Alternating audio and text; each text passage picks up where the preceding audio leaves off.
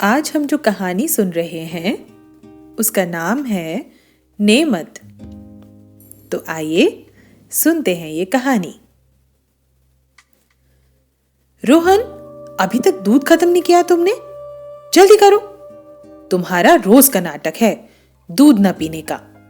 कभी दूध ठंडा हो गया है, कभी ज्यादा गर्म है, कभी इसमें मलाई आ रही है। रोज का बहाना, जबकि पता है कि दूध रोज पीना ही है। मम्मी जल्दी जल्दी काम निपटाते हुए कहती जा रही थी और रोहन बेफिक्र एक कागज को मोड़ मोड़ कर कुछ बनाने की कोशिश कर रहा था। उफ, ये लड़का, जल्दी पियो दूध। अब मम्मी को गुस्सा आ रहा था। ये सारा ड्रामा लगभग रोज ही देखने को मिलता है। हॉल में सोफे पर बैठी दादी स्वेटर बुन रही थी और यह सब देखकर मन ही मन मुस्कुरा रही थी। रोहन की बड़ी बहन रूही ने देखा कि दादी यहां होकर भी यहां नहीं है, कहीं खोई है। लेकिन स्वेटर की बुनाई लगातार चल रही है, जैसे स्वेटर नहीं कोई पुरानी याद बुन रही है। रूही चुपचाप दादी के पास बैठ गई और कुछ पल उन्हें देखने के बाद बोली, दादी दादी। हाँ, कुछ कहा तुमने रूही? कहाँ खोई हो दादी? दादी ने बुनाई रोक दी और मुस्कुराते हुए बोली, कुछ नहीं, बस कुछ पुरानी बातें याद आ गई। क्या, बताइए ना, रूही ने जोर देकर कहा। हमारा बचपन तुम लोगों से बहुत अलग था। तुम्हें पता है रूही, गांव में लगभग सभी के घरों में गाय और भैंसें हुआ करती थी। हमारी माँ और बुआ हम सब बच्चों को ताजा दूध निकालकर पीने को देती थी। आजकल की तरह ढेरों मिठाइयाँ, केक, चॉकलेट वगैरह हमारे घर नहीं आते थे, लेकिन दूध से बनने वाले ऐसे ऐसे पकवान बनते थे कि तुमको क्या बताएं। खीर, श्रीखंड, मीठा दही, रबड़ी। दादी बताती जा रही थी और उनके चेहरे पर उन मीठी चीजों के स्वाद की चमक घर में हर कोई देख सकता था। दादी अपनी यादों को शब्दों से आकार दे रही थी और घर में सब लोग खुद ब खुद उनकी बातों से जुड़ते जा रहे थे। दूध का अपना मीठा स्वाद और चूल्हे की महक तो होती ही थी। अरे, हम तो दूध से ही रोटी खा लिया करते थे। हमें दूध में Bournvita, chocolate powder, custard, protein powder ये सब नहीं डालना पड़ता था। यहाँ तक कि जिस ग्लास या प्याले में दूध पीते थे उसे पूरा खत्म करते थे, क्योंकि बड़े कहा करते थे कि एक भी बूंद जाया नहीं होनी चाहिए। वो क्या कहते हो तुम लोग? वेस्ट नहीं होना चाहिए।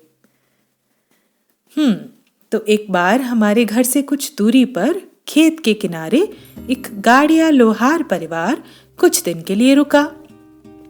उनके छोटे बच्चे अक्सर खेत में खेलते दिख जाते थे, लेकिन लगभग रोज शाम को उनके 2 छोटे बच्चे हमारे घर के दरवाजे पर आकर खड़े हो जाते और माँ को गाय का दूध निकालते देखते। माँ ने जब उन्हें देखा तो ताजा दूध हमारे साथ साथ उनको भी पीने को दिया। बच्चों ने शायद ये उम्मीद नहीं की थी, इसलिए पहले तो वे थोड़ा हिचकिचाए, लेकिन माँ के प्यार से कहने पर झट से ले लिया और पीने लगे। एक सांस में उनका ग्लास खाली हो गया था। अगले दिन फिर से वे दोनों वहीं दरवाजे पर थे।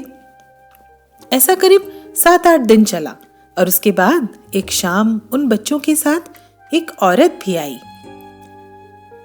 वो दरवाजे पर हाथ जोड़कर खड़ी थी। माँ ने उसे देखा तो अंदर बुलाया।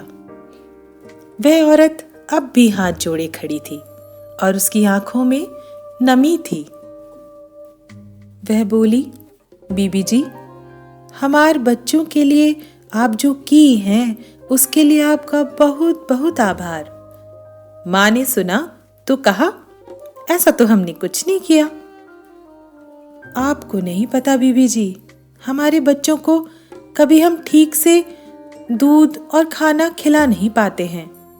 लोग भी जो देते हैं वह बचा खुचा खाना और दूध में पानी मिलाकर देते हैं।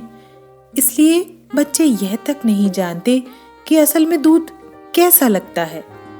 और आप जो इन्हें रोज दे रही हैं वो बच्चे समझते हैं कि मानो कोई मिठाई हो, कोई कमाल की स्वादिष्ट चीज। आपके घर से जब शाम को लौटते हैं बच्चे तो इनके चेहरे पर एक अलग ही संतुष्टि और खुशी होती है। इसी के लिए आपको धन्यवाद कहने आए हैं।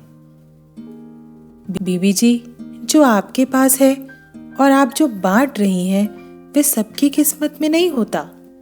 भगवान आपको बहुत बरकत दे। दादी ये कहते कहते आज में लौट आई। बोली, जो आपको मिल रहा है वो सबको नसीब नहीं होता। यह बात हमेशा मेरे जहन में रहती है। इसलिए हमें जो मिला है उसकी कद्र करनी चाहिए, है ना? दादी ने मुस्कुराते हुए रूही की ओर देखा, जो एकटक दादी को देख रही थी।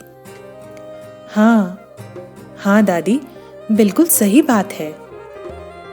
छोटे रोहन को पता नहीं ये बात कितनी समझ आई, लेकिन रोहन ने झट से अपना दूध का ग्लास उठाया और एक सांस में उसे खत्म कर दिया।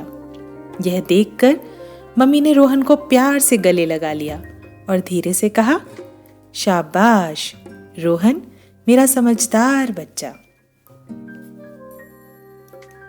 तो कैसी लगी आपको आज की ये कहानी? आशा है पसंद आई होगी। यदि हाँ तो इसे लाइक व शेयर कीजिए और ऐसी ही नई कहानियों के लिए इस चैनल को सब्सक्राइब कीजिए। धन्यवाद।